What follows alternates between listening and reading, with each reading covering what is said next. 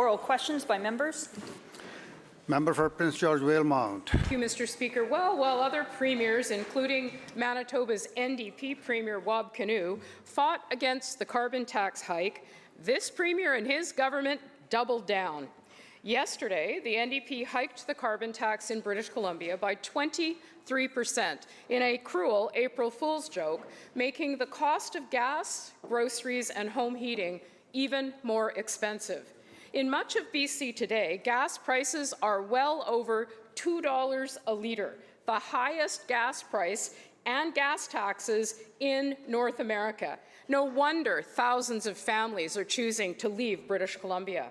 So with families unable to afford basic necessities, why does the Premier insist on punishing people with even higher costs for gas and groceries? Premier. Honourable Speaker, we know a lot of British Columbians are struggling with affordability right now, which is why everything from our budget this year, but really from the first days of our government, we've taken action to support them with costs, including the costs of driving. You know, we were the government that took the opposition's tolls off the bridges. We are the government that reduced ICBC rates by 20% and provided ICBC rebates to people when we fixed the mess that they left behind. We're the government that brought in subsidized childcare, daycare, so that families can afford to actually go to work. And we're going to continue to do that important work. The member surprises me because she was a very vocal advocate for the carbon tax. I think that all British Columbians see the forest fires, the drought, the impacts on farmers, on our province right now, and they want a government that will continue to take action on climate change. That's why, although there is a federally mandated carbon tax increase, we're refunding the full amount back plus more to British Columbians to support them with affordability. But the member herself said to News 1130, quote, "I think people do want to see environmental leadership in the province, and obviously the carbon tax is one of the things where British Columbia led." That was the member herself that said that. And we could do that for member after member on the other side of the House about the carbon tax, Honourable Speaker.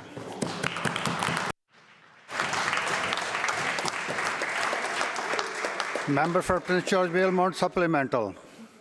Well, nice try to the Premier of British Columbia. Let's be clear about this. The carbon tax we introduced was revenue neutral, with every cent being returned to British Columbians, something that isn't happening under this Premier's watch. And what the Premier has managed to do, actually, is quite, when you think about it, unite premiers of every single political stripe across the country in opposing the increase. Whether they're NDP, Conservative or Liberal, guess what? They all are fighting the carbon tax, not this Premier. And what has this government done? They have forced over 200,000 British Columbians to use a food bank every single month. Over the next 3 years, $9 billion will be collected by this Premier from British Columbians, and only a third of that will be returned to them. Families are struggling in this province. The Premier knows it. He is out of touch. And by increasing the costly carbon tax, he will continue to do that by over 30 cents up till 2030. 30 cents a litre by 2030.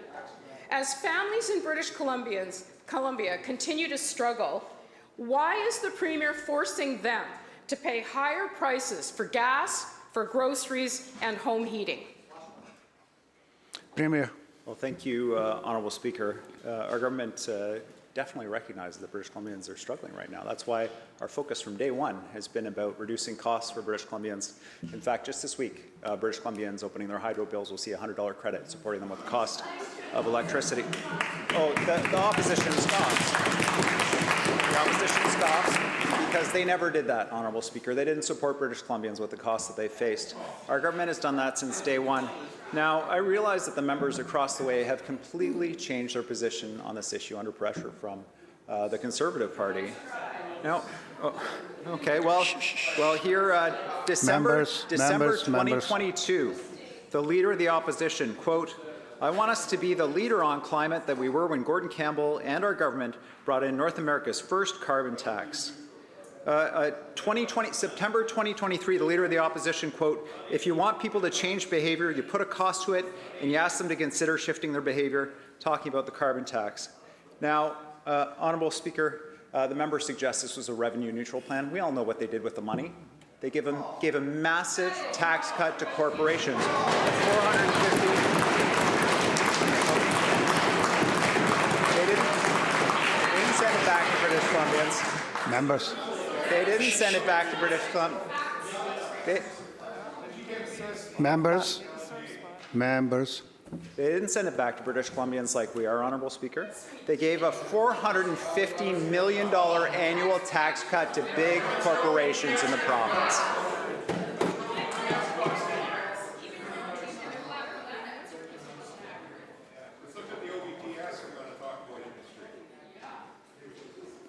Kelowna Mission. This government seems convinced to take tax dollars and give rebate pennies. What this Premier, in all of his answers so far, fails to realize is that every single dollar on tax, on groceries, on heating, is a direct hit to those that are barely hanging on. People like Pamela, a 64-year-old woman grappling with health issues and currently living in a travel trailer outside of Kelowna. She says, and I quote, "We pay, but we get no rebates. The middle class are going to be financially driven to food banks or mortgage default," end quote. Why does the Premier continue to pile on pain and ignore people like Pamela? Minister of Environment. Thank you very much, Mr. Speaker. Everything this government has done since 2017 has been for people. Whether it's cutting childcare costs by 2/3, Members.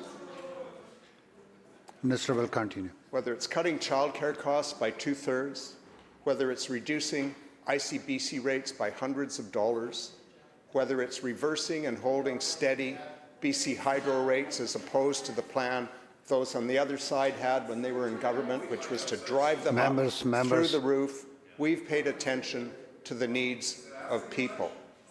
This budget pays attention to the needs of people, and every penny in yesterday's carbon tax increase is going back to people, low and middle income people, through the Climate Action Tax Credit. Kelowna Mission Supplemental. Well, it's interesting that the minister talks about childcare when we have 10,600 less spaces today than we did in 2019. Or ICBC and lessening rates. Well, we actually have jacked up rates of 40% that then they gave back a pittance to and lowered by 25. This NDP government, only this NDP government could attempt to justify a 23% tax increase that no one wants, no one can afford, and is deepening the cost of living crisis in what is already Canada's most expensive province to live. A retired teacher wrote to me to say, and I quote, "I don't know anyone who has received a carbon tax credit. I'm actually being hit with a tax that I cannot in any way minimize. I'm essentially screwed," end quote. The carbon tax will gouge $9 billion from British Columbians over the next 3 years, with only a fraction returned through rebates. When will the Premier stop his relentless assault on affordability that is making the NDP's cost of living crisis worse? Hear, hear. Minister of Environment. Thank you, Mr. Speaker. The only relentless assault from those on this side of the House is on unaffordability. Unaffordability that we take on every single day.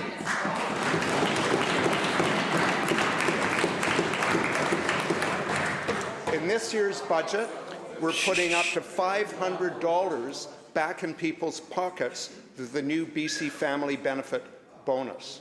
25% more families will benefit.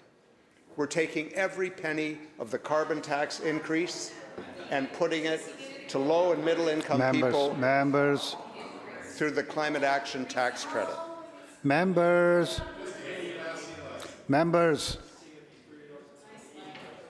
Minister will continue. Thank you very much, Mr. Speaker.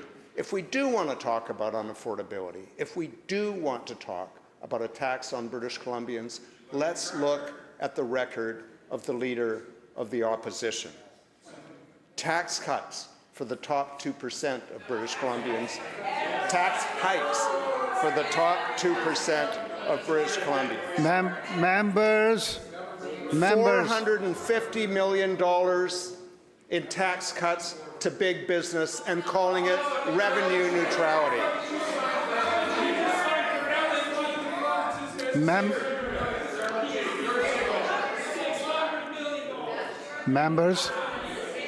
Members will come to order. Members, please. Thank you very much, Mr. Speaker. As I said, tax cuts for the top 2%, tax cuts for big business, ICBC rates hiked 11% for British Columbians, medical services plan premiums by 10%, and hydro rates that were going through the roof so they could raid BC Hydro and call it a balanced budget. We've changed that. We're going to continue to change that. They don't like it. I get it.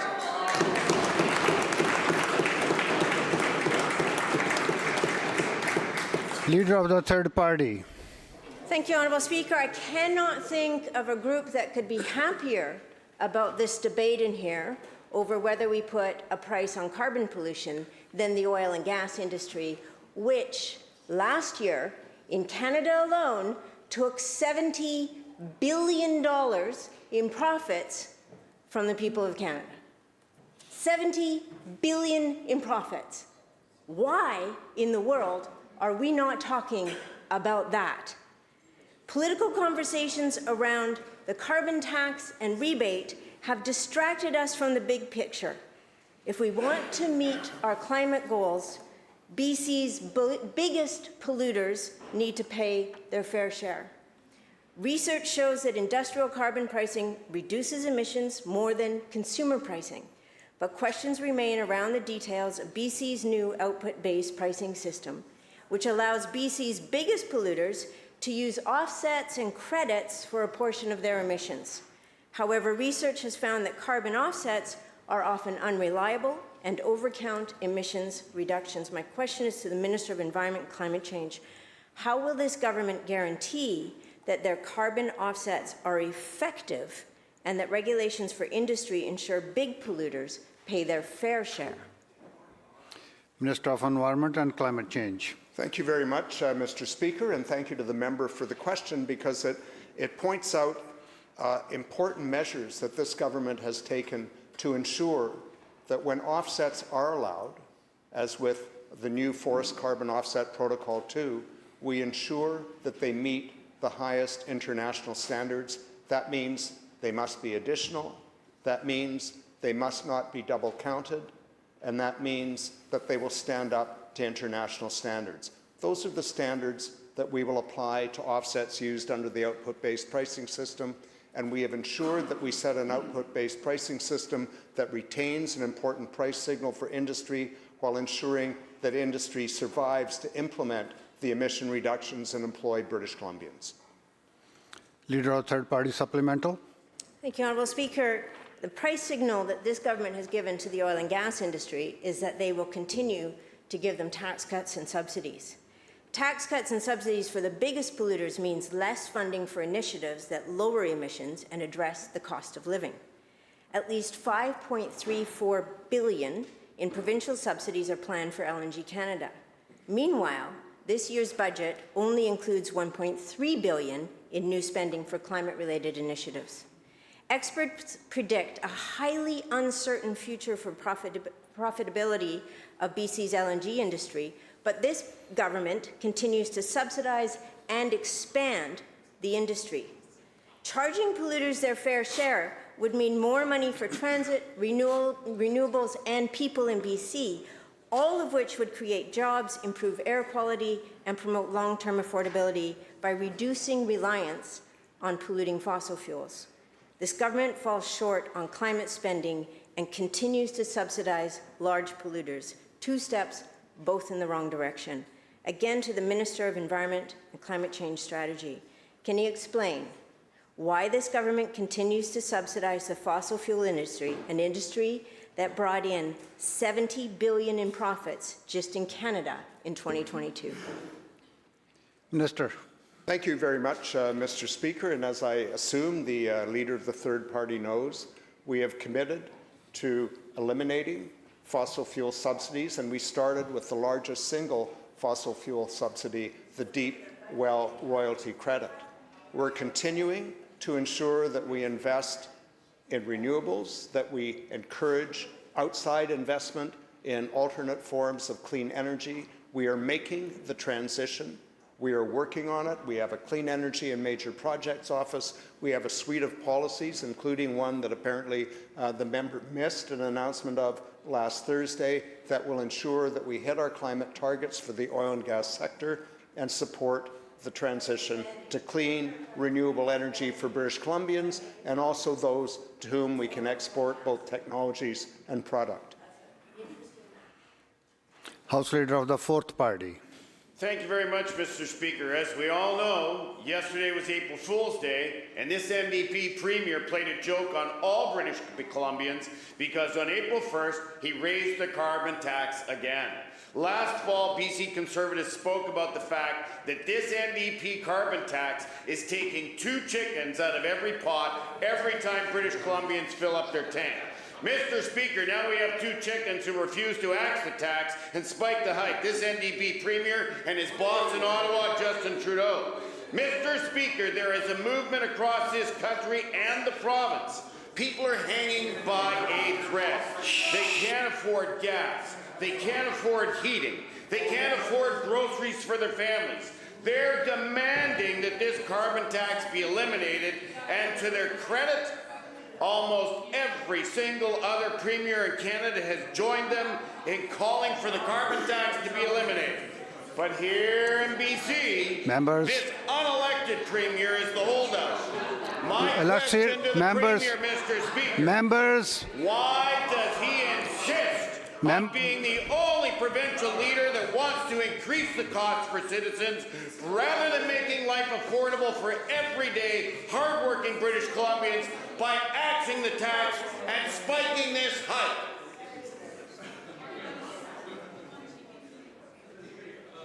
did you hear the question? Minister.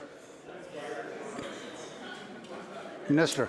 Thank you very much, Mr. Premier. Well, if we're going to talk about hardworking British Columbians who are struggling to survive, perhaps the members of the Conservative Party who sit on the other side of the House might want to think back to all the different measures this government introduced on housing, on MSP, on childcare, on family benefits that they opposed.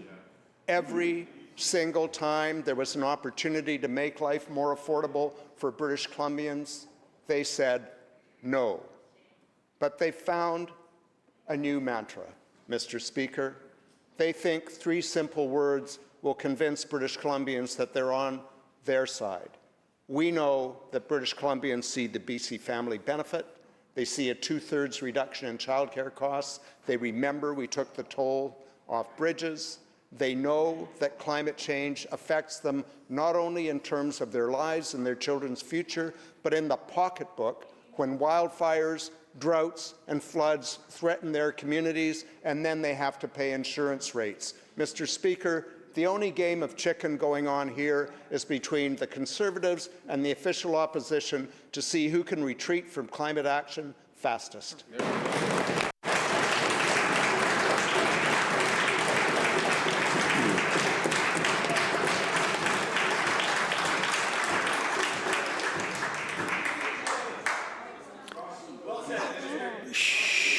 Members.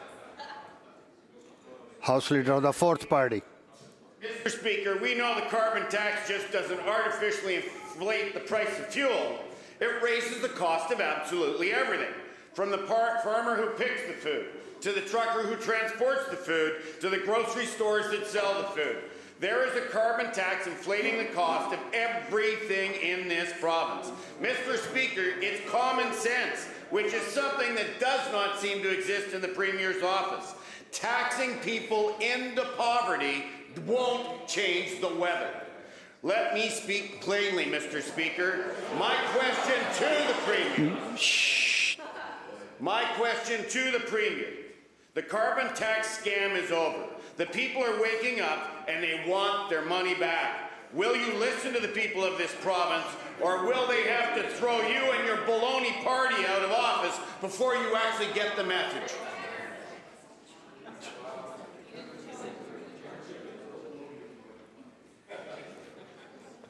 Minister. Thank you very much, Mr. Speaker. Well, as the member should know, although I'm sure the member will not say it publicly, every cent of yesterday's carbon tax increase is going back to low and middle income British Columbians through the Climate Action Tax Credit. And as the member should also know, our government is determined to support farmers and ranchers right now.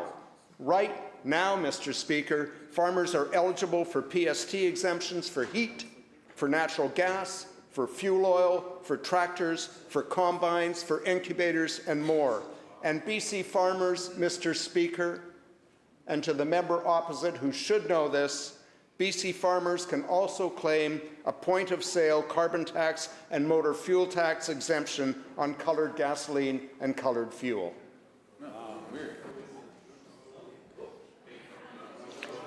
House Leader, Official Opposition. Well, thank you, Mr. Speaker. The NDP's reckless decriminalization of hard drugs has unleashed chaos and a public safety crisis. Once safe public spaces like Tim Hortons, public transit, and even hospitals are now hotspots for open drug use. This chaos is the direct result of the NDP's total neglect when they plunged ahead with their decriminalization experiment. Yet all we hear is feigned outrage from the guy responsible, the public safety minister, declaring it absolutely outrageous, absolutely frustrating, and just disgusting. What's missing from the NDP and from this minister is action to fix this crisis. So the question to the Premier is this. Since it's this NDP Premier that created this mess, when will he scrap his dangerous and failed experiment to decriminalize hard drugs here in British Columbia?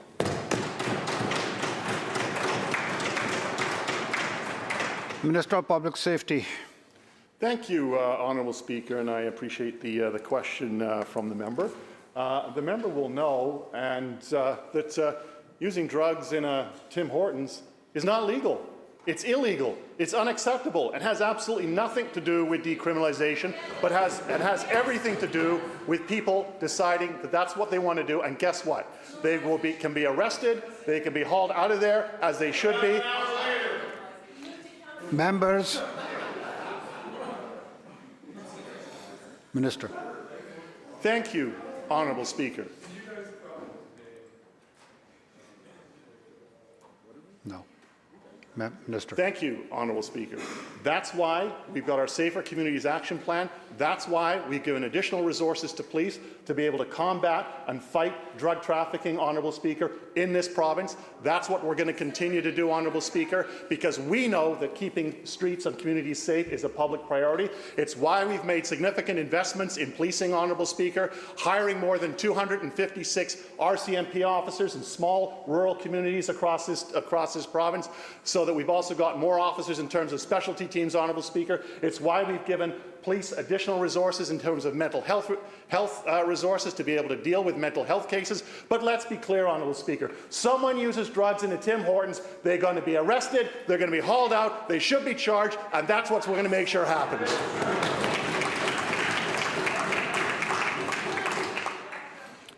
House Leader, supplemental. Well, Mr. Speaker, there it is, exactly what I said. There's the feigned outrage that we hear over and over and over again from this minister. And the reality is this, that these are not isolated incidents anymore. These are now the new normal for public spaces and for businesses as a direct result of the policy choices, the reckless policy choices of this NDP government.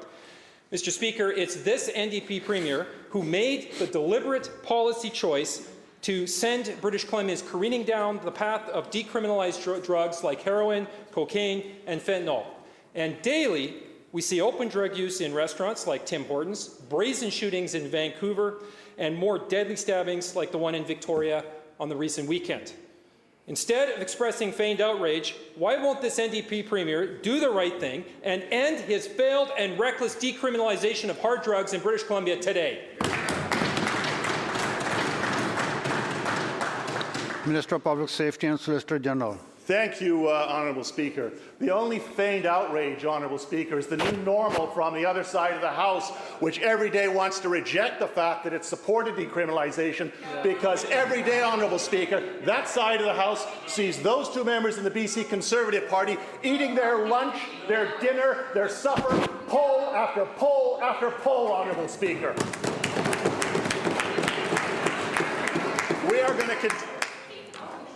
Members. Minister has the floor. Thank you, Honourable Speaker.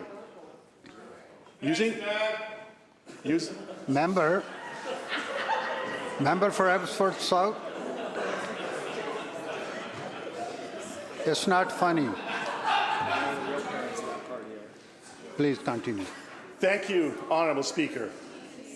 All of us in this House are concerned about criminal activity, whether it's by drug dealers, those who prey on the unfortunate, Honourable Speaker. That's why we've worked with communities. That's why we're seeking an injunction, so that we can regulate where drug use takes place, Honourable Speaker, because we can regulate tobacco use, we can regulate cannabis use, we can regulate alcohol. We also believe that we should be able to regulate where people use illicit substances, Honourable Speaker. And guess what? A Tim Hortons is not one of them. A business is not one of them, Honourable Speaker. And we will do everything we can to ensure that our communities are kept safe.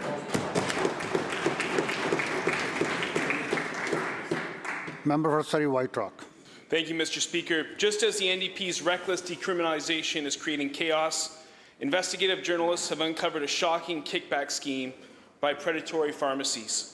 These pharmacies have been exposed for paying cash incentives to vulnerable patients with substance use disorders, often without correctly dispensing the drugs. This illegal kickback not only fuels more addiction and diversion, it is yet another blatant example of the NDP's government failure in oversight and failure in enforcement. How long will this Premier allow these egregious abuses to continue under his watch, which is endangering lives and exploiting the vulnerable for profit? Minister of Health. Thank you very much, Honourable Speaker. And the position of the government is clear.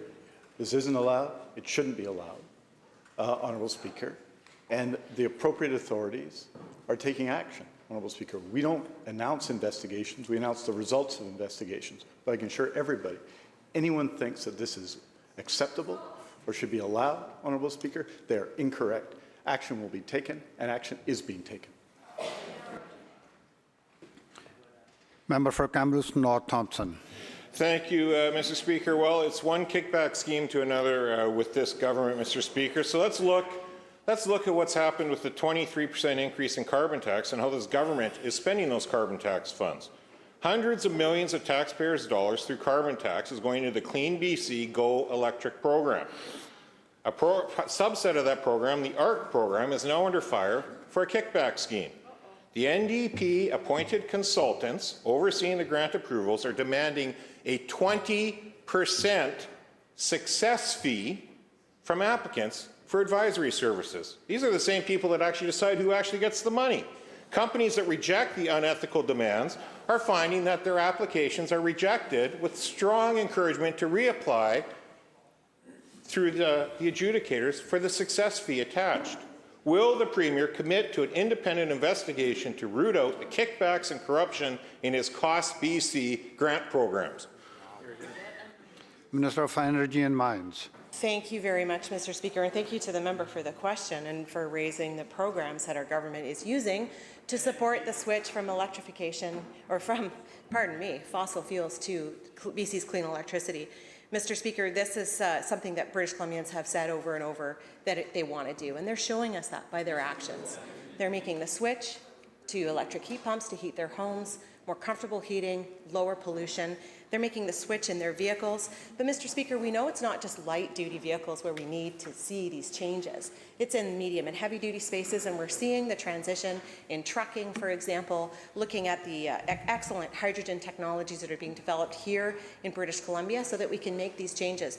Mr. Speaker, a very important part of this technology development, of course, is supporting companies, innovators here in British Columbia in the work that they're doing to bring these technologies alive, to be able to prove them, to pilot them, to scale them up, and to commercialize them. Because, Mr. Speaker, it's this work that we do together that's going to see the transition from fossil fuels into clean electricity. It's a transition our government is fully behind, and we won't stop. The bell ends the question period.